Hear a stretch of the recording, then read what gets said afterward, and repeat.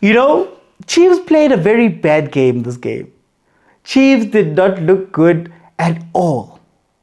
But sometimes you get games where your bad play is working.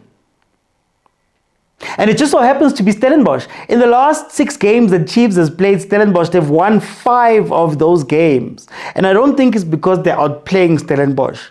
I think Stellenbosch is one of those teams where they provide Chiefs the platform to make their mess make sense, to make their chaos make sense.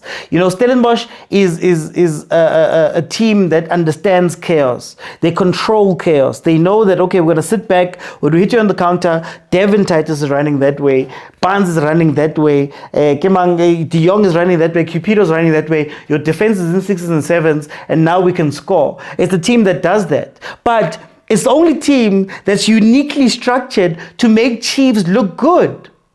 I mean, think about Chiefs. What does Chiefs struggle with?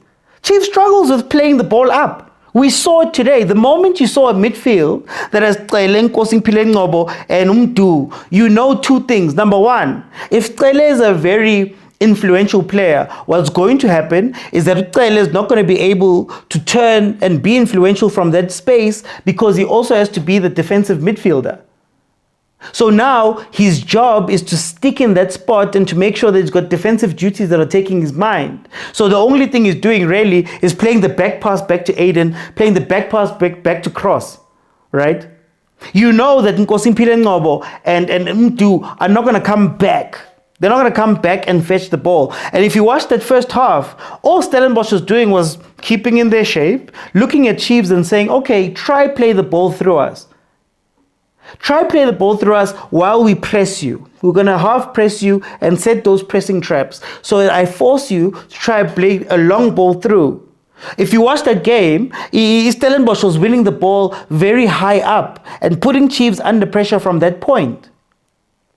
But while Stellenbosch has controlled chaos, Chiefs is pure chaos. And one thing about the Stellenbosch game is that you're always going to get a red card somewhere. You're always going to be emotional at some point. And I think Steve Barker's problem with Chiefs is that he gets too emotional at times. Because Chiefs gives you a couple of warning shots. They play the ball through a couple of times in behind. And maybe that's where you need a player like Nduli, who they've just let go, in order to make sure that he's screening some of those actions in order to make sure that defense is not under pressure. But you don't have that. You get 2 or 3 warning shots, then the penalty, then the red card is given with the free kick. Now, the red card is bad enough, but then Chiefs, Nkosimpile Ngcobo steps up and he scores a beauty of a free kick. So now you're 1-0 down and you have choices to make. So Stellenbosch had a choice to make.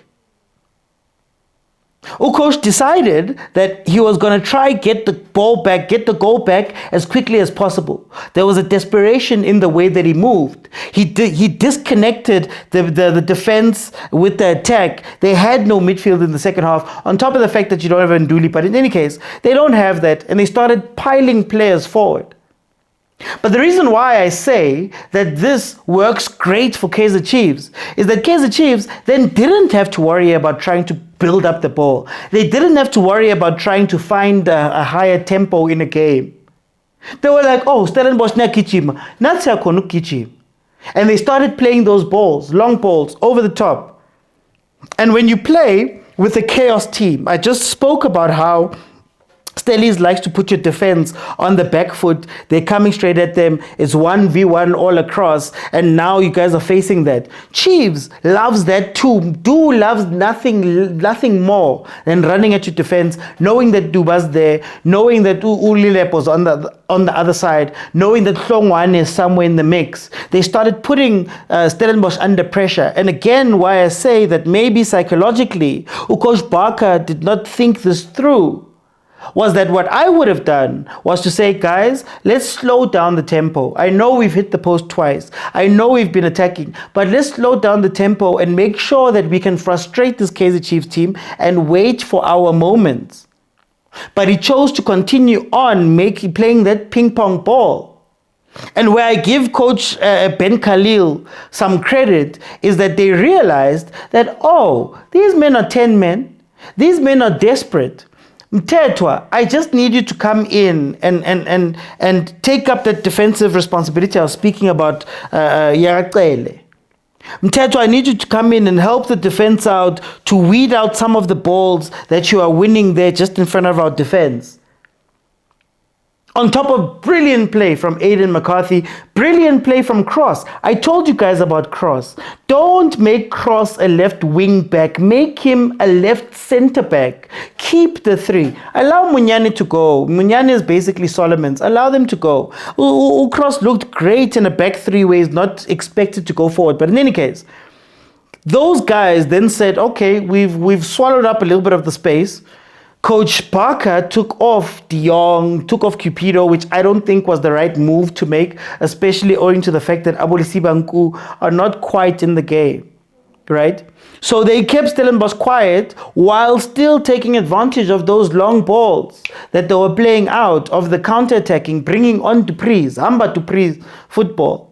And Coach Barker still didn't realize what was happening enough to make a change and say, okay, let me go back 5, front 6. Back 5, front 5. If you're going to split it and make sure that you're fine. Because that's what Coach Ben Khalil did. He went, okay, we're also going to bring in Ndlovu, who's going to be a workhorse there in the center, and we're going to make sure that at the very least, we're set. So this is why I say that Stellenbosch made Chiefs look good, because Chiefs, for me, did not play well in that game, did not do good in that game. Mara, when we say hoodoo teams, sometimes somebody's going to take your good and make it look great. And that is what Stellenbosch does with Kaizer Chiefs every single time. This is not going to fly in other games. This is not going to fly when Chiefs has to go play another team. It's not going to work this way. But if you're going to go pound for pound, Kaizer Chiefs is one of the scariest teams to go pound for pound, because they don't care. When you think that you're out here, then you meet a team that doesn't care. Abomdu light up in games like that. Abomdu love chaos. They love the running around. They love where it normally looks busy but not effective. Now you've opened up the spaces where Chiefs can take advantage of you. I was very impressed with Ben Khalil and how even when he brought in Sereno, maybe you need a little bit of a conductor for the last few minutes. That was a great tactical change, but it doesn't take away the fact that they played very poorly. I didn't see too much that was different from the team that finished 9th last season. Even in this fixture, they went and beat the team that they were going to beat, that they've beaten before. For whatever reason, Stellenbosch is our daily bread as the Kaizer Chiefs. I would implore Coach Barker to be a little bit more adaptable and read the situation, especially versus Chiefs. You can't out crazy. You act crazy. You present as crazy, but your crazy is knowing when to counter, when to play. But for some reason, when they play versus Kaizer Chiefs, they don't do that. And now you're playing Kaizer Chiefs that is actually crazy. Have you ever gone out and fought somebody who not only has nothing to lose, but they're trying everything? You'll probably lose that game, that fight, because you are playing in a structure. So it's either you structure all the way down, or you flip a coin and hope that that other team is not going to finish the chances. Now, again, Kaizer Chiefs scored through a free kick. I will speak on about the chances. This game, there were far more clear-cut chances. Tlodile Lepo, Duba should have done better. They should have done better on those chances. I will give them that for this game. They looked like they could kill Stellenbosch a lot more. But when you go down to 10 men, you have to understand what type of things you're doing, what type of moves you're making, what type of plan Bs and plan Cs, and who are my players, and can I adapt to what's happening here? If not, 6 games, 5 wins from Kaizer Chiefs. Stellies is probably not going to struggle with a lot of other teams. They beat Amazulu by coming back. They used the same up-tempo trick that they tried versus Kaizer Chiefs, but it didn't quite, it's not going to work versus that specific team. If you can't overwhelm them, especially if you're one man down and you've got a red card, which unfortunately Stellenbosch finds themselves in that situation a lot of times when they play Kaizer Chiefs. I hope Kaizer Chiefs take this and use it as a confidence booster that's going to take them into the next games, but they need to be a lot more controlled, a lot more pragmatic in the games that are coming up, and they're going to have to learn the moves. They're going to have to give themselves a move or a way to go and score. It can't all be free form, because some of the teams are just going to sit back, some of the teams are just going to be disciplined, and they're going to take advantage of you. For Stellenbosch, here's the wake-up call. Here's the wake-up call. I said in my preview of the season that Stellenbosch needs to take the next step, or else you're going to become a new supersport.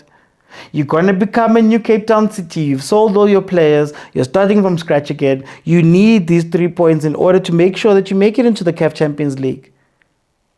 And after the past few years, where you messed it up by yourselves in the last 5 games, I think it was 2 seasons ago, to last season where Pirates was just better than you, to the season that just ended where Pirates was just better than you, it might be a steady decline. And we're looking up at Abos Kukude, who are doing the job. Wake up call, wake up call, wake up call. First game of the season, Chiefs poor, but Stellenbosch facilitated the poor. Stellenbosch proves to still be the Hoodoo team for, Chiefs still prove to be the Hoodoo team for Stellenbosch. I'll see you guys on the next one.